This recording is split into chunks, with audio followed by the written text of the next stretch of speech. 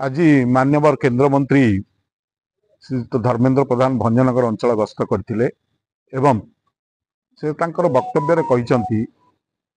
जे भंजनगर अंचल रे जलाभाव रही पाइप पड़ी किंतु जलर अभाव अच्छी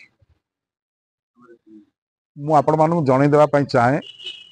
2023 मसीह उक्त प्रकल्प मंजूर होता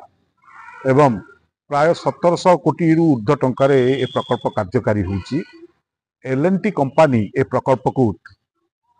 कार्यकर्ता भाव कार्य करुचंती एवं महानदी रु पानी आसीबो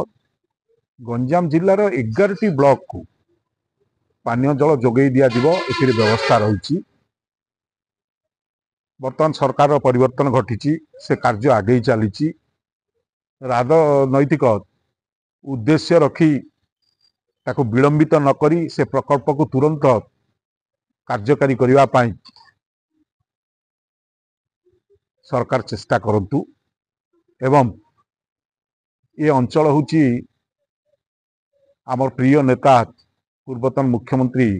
नवीन बाबू को पैतृक अंचल ए अंचल को एक उन्नत अंचल रे परिणत करिवा पाई दायित्व नेबा दिन ठारू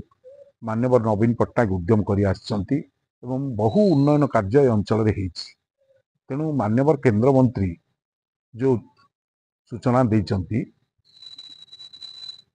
से राजनैतिक उद्देश्य प्रणोदित।